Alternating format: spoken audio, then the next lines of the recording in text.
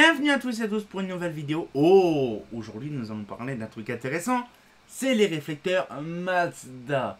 Oui, justement, j'avais fait une vidéo le dernier coup sur les réflecteurs holophan, hein, bien sûr. On avait un petit peu vite fait les traditionnels. J'ai pourquoi pas relancé la même chose, hein, justement suite à une demande d'un abonné, de Mathéo ou Antoine, je ne me rappelle plus. Et donc du coup, ce qu'il fait, c'est que j'ai pourquoi pas de ressortir ça et de faire les réflecteurs Mazda. Alors c'est vrai que les réflecteurs Mazda, il n'y en a pas des tonnes, hein, mais franchement là j'ai un petit peu fait mon speech, j'ai regardé de mon côté ce qui pourrait être intéressant de voir vite fait en gros en lanterne.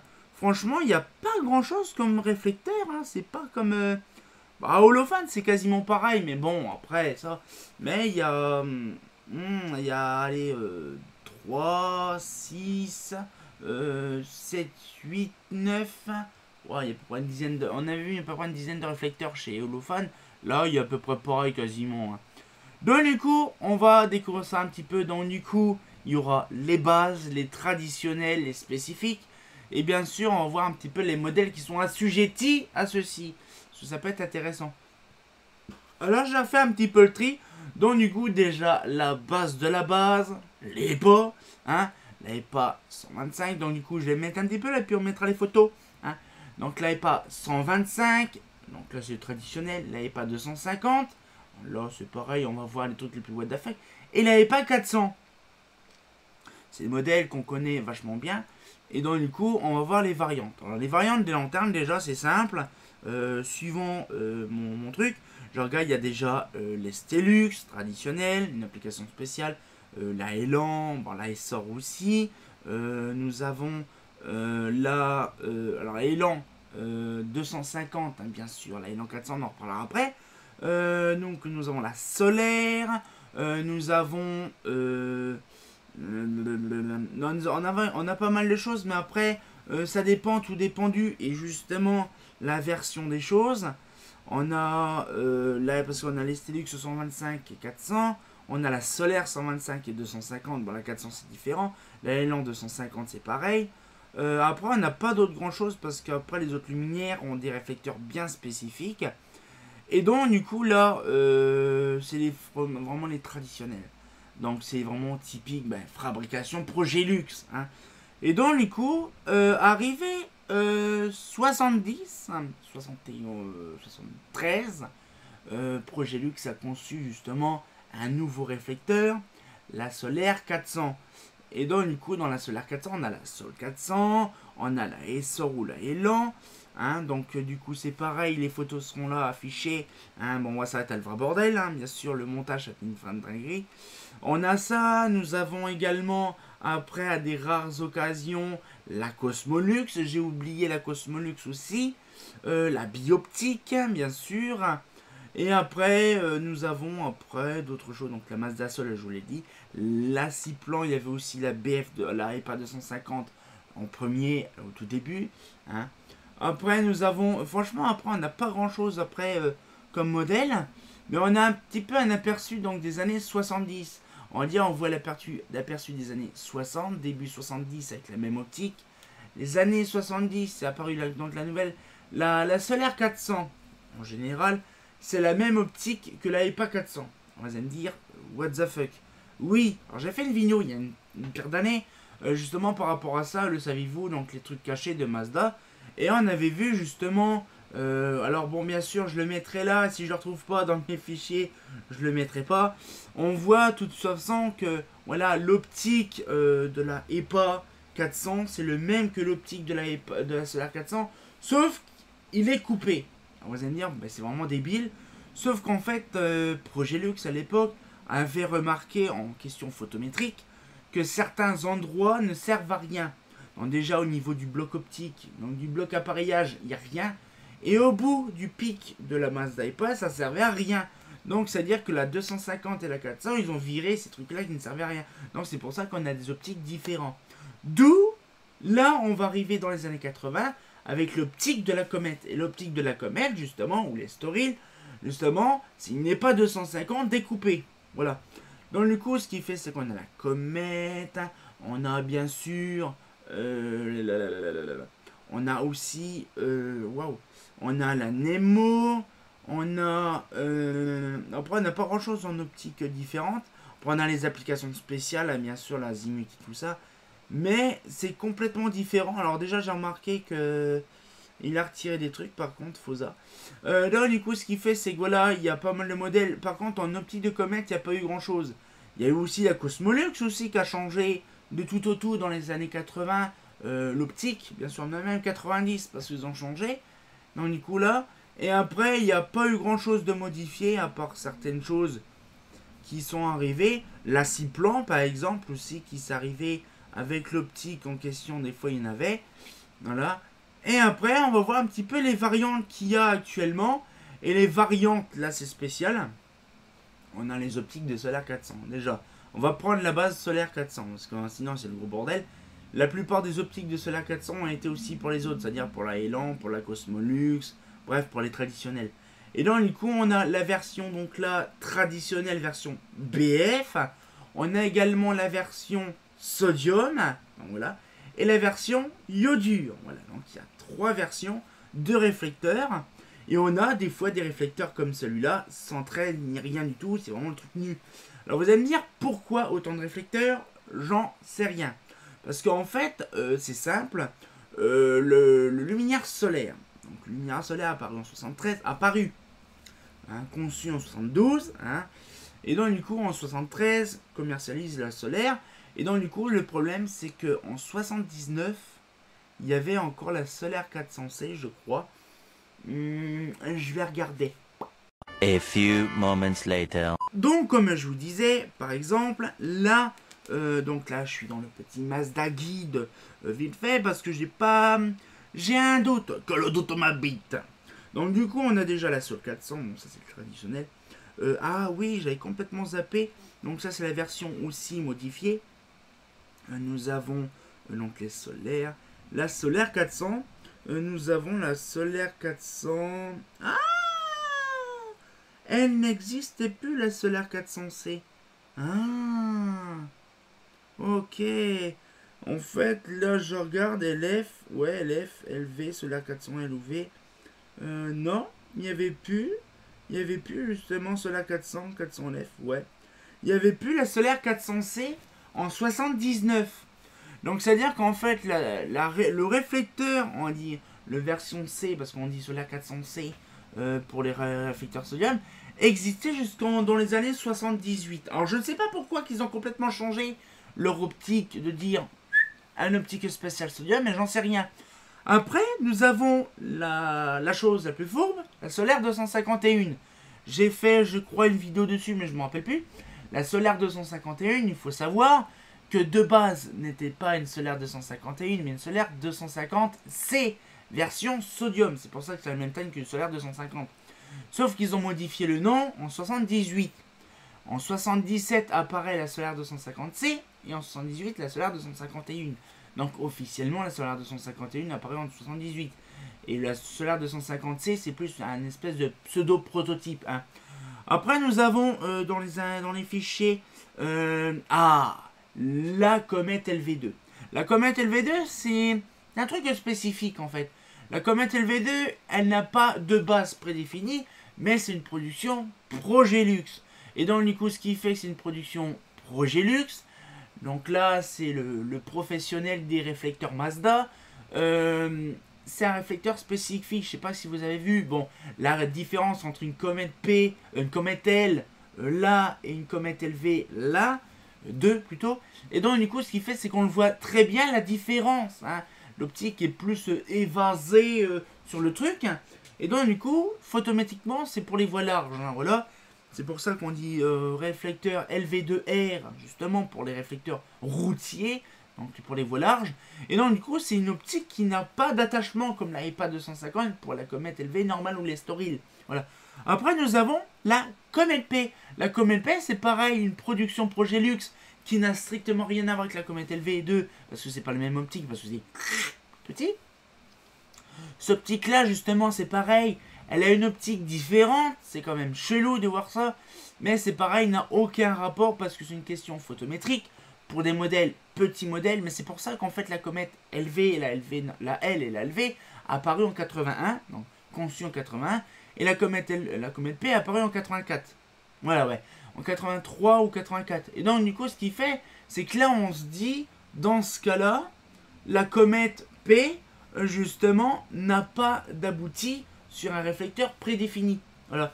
C'est pour ça qu'en fait, que la comète, de base, ça a beaucoup changé photométriquement les luminaires. Parce qu'il faut penser qu'à l'époque, la Solaire 400 avait le même optique qu'une NEPA 400. Donc, question photométrique. Ça, j'en avais parlé dans une vidéo, je crois, je m'en rappelle plus. Mais voilà, ce qui est fait, c'est qu'en fait, il y a pas mal de trucs, j'en parlerai peut-être plus tard dans un truc vraiment photométrique. Et donc du coup là par exemple on a aussi la réfractor. La réfractor c'est pas du tout la même optique que la comète P, il faut pas le voir, il faut même le voir pour le croire, c'est pas la même optique. La Solaire 400, la réfractor a bien une optique différente. Pourquoi? Parce que Progélux, à l'époque bien sûr, avait fait conçu le luminaire réfractor pour avoir justement un flux différent et d'avoir une répartition entre deux mâts plus espacée. C'est pour ça qu'on appelle ça la vasque à réfraction. Ça permet de faire diriger le flux lumineux plus écarté comme ça. Donc c'est-à-dire que le luminaire en fait il éclaire largement sur sa longueur et pas sur sa largeur comme on a vu sur la LV2R, mais sur le bord comme ça. C'est-à-dire qu'en fait on espace plus, donc je sais parce que comme on sait, à Longueuil-Annel, il y avait plein de réfracteurs et justement, ils étaient très espacés et ça éclairait parfaitement. Donc du coup, voilà, c'est pour ça qu'il y a une optique prédéfinie pour le luminaire, pour l'optique justement réfractante. Après, nous avons aussi, la coccinelle. La coccinelle, typiquement Progélux, bah c'est pareil en fait, c'est tout simple, c'est comme la Solaire 400 ou les Storil, c'est la comète, la coccinelle, c'est comme la TRC, comme certains modèles, comme la Lucé, pareil, la Lucé a le même optique. Justement, c'est une optique de EPA 125 découpée. Voilà, c'est-à-dire qu'en fait, c'est simplement l'endroit de l'optique et le bloc appareillage a été découpé pour ne pas mettre l'appareillage dedans. C'est pour ça que, par exemple, la TRC, l'appareillage est à l'intérieur du carénage. Par exemple, la coccinelle, nous avons par exemple aussi là donc l'appareillage extérieur dans le tube. Nous avons la Lucé qui est dans le globe. Et ce qui fait, c'est que voilà, en fait, il y a eu beaucoup de changements dans les années 80 grâce à Progélux. Il faut dire que la Lucé, la TRC 70, la coccinelle, tout ce qui est comète, tout ce qui est tous ces endroits-là, c'est des modifications apportées par Progélux en 80. C'est pour ça qu'en fait, chaque décennie, on va revenir là-dessus, puis après, on va peut-être se faire le petit bilan. De toute façon, toutes les décennies, années 60, l'AEPA, traditionnelle. Années 70, on garde un petit peu l'AEPA et on modifie l'aspect de certains blocs optiques. Par exemple, la Solaire 400 traditionnelle. On fait aussi d'autres optiques qui ne servent strictement à rien. Parce que des fois, ils mettent des Solaire 400 version BF et puis finalement, ils mettent des Sony dedans. Donc du coup, ça ne servait à rien. C'est même peut-être pour ça qu'ils ont abandonné les projets. Et après, on se retrouve avec justement... j'avais oublié la spatiore et la sidérale avec les réflecteurs de solaire. La Solaire 251 avec les réflecteurs de sidérale. Non, la sidérale avec un réflecteur de Solaire 251. Et donc, du coup, là, après, c'est vrai que c'est assez compliqué. Pourquoi? Alors, justement, vous allez me dire, ouais, mais bon, je comprends pas pourquoi qu'ils font tout un tas d'Armana pour des modèles de luminaires différents. Alors, déjà, c'est vraiment simple. Déjà, ils préfèrent faire un réflecteur pour plusieurs luminaires. C'est déjà, point de vue gain économique. Ça permet de ne pas faire des centaines de milliers de réflecteurs différents. Sauf qu'ils sont quand même vautrés avec la Solaire 400 pour la version C, avec toutes les sortes de réflecteurs différents. Parce qu'à mon avis, ça devait coûter un rein de faire justement un... Comment ça s'appelle? Un moule de réflecteur. Parce qu'il faut penser quand même que les moules, c'est comme holophane. Ça devait coûter un rein à l'époque pour faire ça. Parce que c'était pas comme les Prabo, les machins. C'était pas une optique, c'était pas une plaque en alu. Maintenu et puis vraiment repoussé avec des boules, des machins pour avoir l'optique vraiment prédéfinie. Là, c'était une plaque emboutie. Donc, c'est-à-dire qu'en fait, il fallait des prouesses techniques et technologiques de l'époque avec justement un aperçu rigoureux, photométrique, parce qu'à l'époque, il faut penser que Progélux était un des leaders, chez Mazda bien sûr, point de vue photométrique. Hein. Et donc du coup, ce qu'il fait, parce que même Philips à l'époque, Philips c'était pas eux qui faisaient leur modèle, on s'en en a parlé une fois, c'est comme Intelec, donc du coup Philips ne faisait rien du tout là-dedans. Et donc du coup, ce qu'il fait, c'est que même les réflecteurs STE, hein, de chez bien sûr Philips, ça n'a rien à voir, mais c'est un machin. Les luminaires STE, c'est une production qui a été faite aussi à Miribel. Hein. Bien sûr, c'est pas Progélux qui l'a fait, mais c'est au même endroit. Bref, et donc du coup, ce qu'il fait, c'est que c'est impressionnant. Ah, on va peut-être se laisser là-dessus avec ça. La fameuse macadam. On m'a beaucoup parlé de la macadam. On m'a dit que c'était une espèce de prototype de l'optique de l'Estoril ou de la Comète. Non. Alors vous allez me dire pourquoi. Parce que déjà, l'optique de la Comète, elle a apparu elle a été conçue en 80-81. Pour la Comète. Parce que la Comète, elle a été née en 81. Donc c'est-à-dire que l'optique a été conçue en 80. Sauf que la macadam existe depuis 88. Donc c'est pas possible que c'est une prototype de l'optique justement de la Comète. Vous allez me dire, mais je comprends pas, c'est quasiment pareil. Bon, on peut le voir là, carrément là. On voit l'optique de la Comète et l'optique de la macadam. On va se dire, oui, mais bon, c'est bizarre, c'est... Oh, à dire, c'est pareil. Justement, c'est un luminaire qui coûte pas cher. De base, la EPA, ça coûte vraiment pas cher. C'est un luminaire, on va dire, top budget. Hein. C'est un luminaire qui a été fait dans les années 60, puis déjà, c'est tout alu. Hein. Comme vous avez vu, tout alu. Et bien justement, la macadam suit justement le luminaire EPA.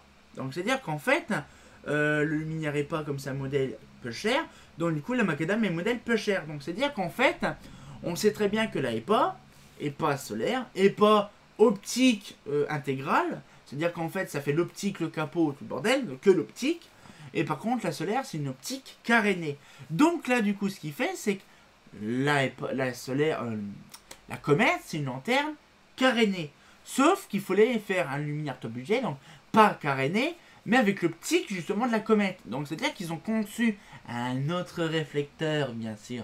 Ils en ont fait deux, parce qu'ils ont fait aussi la macadam P aussi. Donc du coup, ils ont fait deux modèles avec l'optique style Comète élevée, mais uniquement intégrale. C'est-à-dire qu'ils faisaient aussi office du capot. Voilà. C'est pour ça qu'en fait, c'est le luminaire top budget. Par contre, on va pas parler de la Junior parce qu'elle n'a pas réellement d'optique prédéfinie. Parce que de base, l'optique de la Junior, c'est une...